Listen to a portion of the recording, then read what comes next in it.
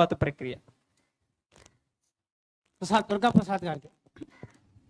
ఇందాక చెప్పాను, తొలుత శైవంలో అడిగాను, 2 వైష్ణవంలో అడిగాను, 3వది శాక్తేయం. ఓం హరిం తమాగ్నివర్ణాం తపసాజ్వలంతిం వైరోచనీం కర్మఫలేషు జుష్టాం దుర్గాదేవిం శరణం అహం ప్రపద్యే సుతరసి తరసే నమః. మకారం మీద వచ్చింది. వారు అడిగిన శ్లోకంలో చివరి అక్షరాన్ని ఆదిగా పెట్టుకుని భగవద్గీతలో శ్లోకం మాత్రమే చెబుతారు. మత్తః పరతరం నాణ్యత్ కించిదస్తి ధనంజయ మై సర్వమిదం ప్రోతం సూత్రే మణిగణా ఇవ అని 7వ అధ్యాయం 7వ శ్లోకం. ఈ ప్రపంచం అంతా కూడా ఈ విధంగా ఏ సమయానికి ఏది జరగాలో అదంతా జరుగుతుంది అంటే దాని వెనకున్న ఒక అతీతమైనటువంటి శక్తి ఏది అంటే పరమాత్మ శక్తి. మత్తః పరతరం నాణ్యత్ కించిదస్తి ధనంజయ, నా నుండి వేరుగా ఏమీ లేదు. సూర్యుడి చుట్టూ 9 గ్రహాలు అలాగే తిరుగుతూ ఉంటాయి. ఈ భూగ్రహంలో కూడా అన్ని ప్రాణులు సక్రమంగా జీవిస్తూనే ఉంటాయి. పంచభూతాల్లో సమతుల్యత ఉంటూనే ఉంటుంది. ఏ ఒక్క ప్రతిదీ కూడా ఆ విధంగా జరుగుతూనే ఉంటుంది. ఏది కూడా ఒక్క సెకండు ఒక లిప్త కూడా అటు ఇటు కాదు, అన్నీ కూడా సక్రమంగా జరుగుతున్నాయంటే ఈ విధి విధానాలన్నిటికీ కూడా కారణంగా ఉన్నటువంటి, ఎలాగైతే ఒక హారాన్ని ఒక దారం నిలిపి ఉంచుతుందో ఆ ముత్యాలన్నిటినీ కూడా, అలా ఈ సమస్త విశ్వంలో ఉన్నటువంటి ప్రతి కార్యకలాపానికి కూడా కారణమై అందులో ఉన్నటువంటి అంతర్గత శక్తి, ప్రతి దాన్ని నడిపించేటువంటి శక్తి ఏది అంటే ఆ పరమాత్మ.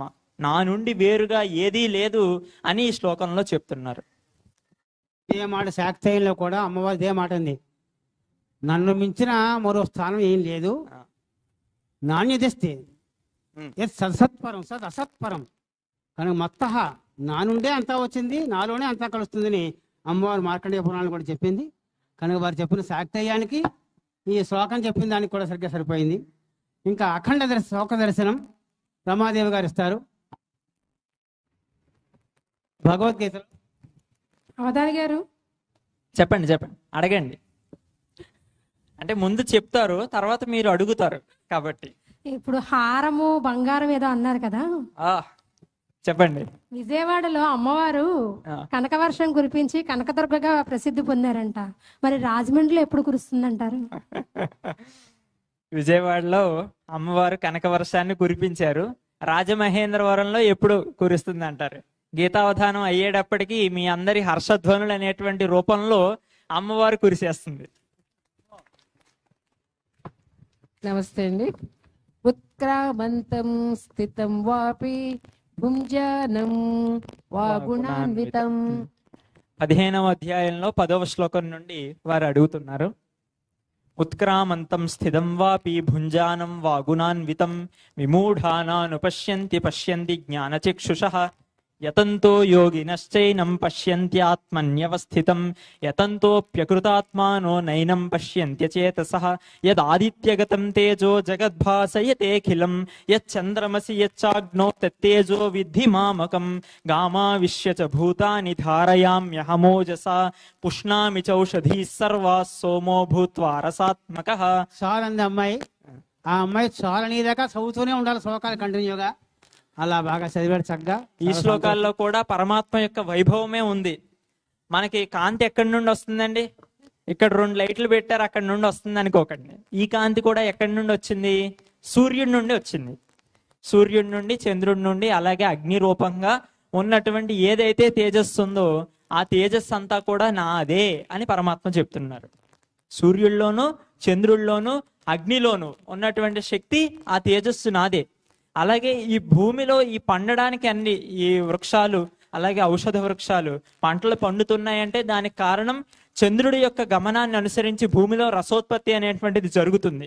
ఆ విధంగా ఆ రసోత్పత్తి కారణం కూడా నేనే. గామావిశ్యచ భూతాని అంటే ఈ భూమిని అంతటినీ కూడా నేను ఆవరించి ఉండి ధారయామ్యహం ఓజస్స, నా యొక్క శక్తితోటి, నా యొక్క ఓజస్సుతోటి నేను దీన్ని అంతటినీ కూడా భరిస్తున్నాను, పుష్ణామి చౌషధి సర్వ సోమో భూత్వా రసాత్మక. అలాగే చంద్రుళ్లాగా మారి చంద్రుళ్లా ఉండి ఆ యొక్క రసోత్పత్తి జరగడానికి కూడా కారణం నేనే అయి ఉన్నాను అని చెప్తున్నారు.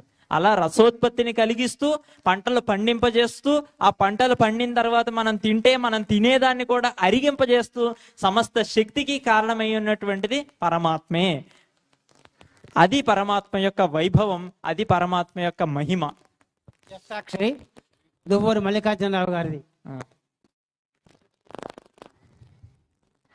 మొదటి అక్షరం వే, వేదంలో వే.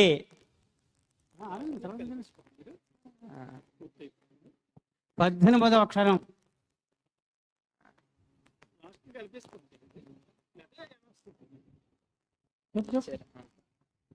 పద్దెనిమిదవ అక్షర స్థానంలో పదాన్ని ఇచ్చారు వీరు. మొదటి అక్షరం తీసుకో. దిమ్ దు మయి, దిమ్ దు మయీం, ఇందుమయ్యి అన్నమాట. ఇందుమయి అవుతుంది. ఇక్కడతోటి మొత్తం మీరు అక్షరాలు. ఓకే. 18వ అక్షరము దిమ్, 1వ అక్షరం వే, 18వ అక్షరం దిమ్. ఆ తర్వాత కూడా 3 అక్షరాలు చెప్పేశారు. ముందు మొదటి అక్షరం వే ఇచ్చారు, వేదాలు 4 కాబట్టి 18వ అక్షర స్థానంలో 4 అక్షరాలు ఇచ్చారు. ఆయన అర్థం కోసం మీరు ఏం ఆలోచించక్కర్లేదు. నీలకంఠరావు గారు అడగండి. విలోమ పఠనం, ఒక శ్లోకం ఫలానా శ్లోకం చెప్పండి అయితే అది విలోమంగా కింద పాదం నుంచి పై పాదం దాకా వస్తారు. అది విలోమ పఠనం అంటే. ఆ అంశాన్ని నీలకంఠరావు గారు అడుగుతున్నారు. 18వ అధ్యాయంలో 26వ శ్లోకం. కర్త, సాత్విక కర్త ఎవరనేది ఆ శ్లోకంలో చెప్తున్నారు. 18వ అధ్యాయం 26వ శ్లోకం విలోమ పఠనం చేయాలి. అంటే 4, 3, 2, 1 ఆ క్రమంలో చెప్పాలి. కర్త సాత్విక ఉచ్యతే, ధృత్యుత్సాహ సమన్వితః, సిద్ధ్య సిద్ధ్యోర్ నిర్వికారః, ముక్త సంగోనహం వాది. బాగుంది, బాగుంది, చక్కగా. ముక్త సంగోనహం వాది, ధృత్యుత్సాహ సమన్వితః, సిద్ధ్య సిద్ధ్యోర్ నిర్వికారః, కర్తా సాత్విక ఉచ్యతే. కర్తా సాత్విక ఉచ్యతే, సిద్ధ్య సిద్ధ్యోర్ నిర్వికారః, ధృత్యుత్సాహ సమన్వితః, ముక్త సంగోనహం వాది అని సాత్విక కర్త యొక్క లక్షణాలను ఈ శ్లోకంలో చెప్పారు. శాబాష్. ఒక్కసారి కరతాళ ధ్వనులతో అవధానం మనం అభినందన తెలియజేద్దాం. తర్వాత అద్దేపల్లి సుగుణ గారు. అవధాని గారు చెప్పండి. ఇందాక ఒక ప్రశ్న ఉండిపోయింది. మహేష్ అని అన్నారు కదా, మీ ఫేవరెట్ హీరో ఎవరండి? మహేష్ అన్నాను కదా, మీ ఫేవరెట్ హీరో ఎవరు అనేసి.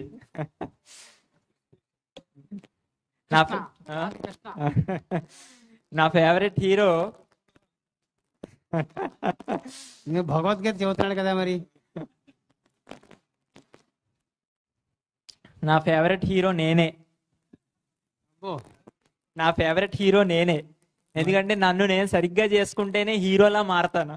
అందుకని నా ఫేవరెట్ హీరోగా నన్ను నేను అనుకుంటేనే నేను హీరోగా నిలవగలుగుతాను. బాగుంది. అయ్యో, అందుకని నేను కూడా నిజమే చెప్పినా గానీ దెబ్బ తినకుండా నిజం చెప్పా.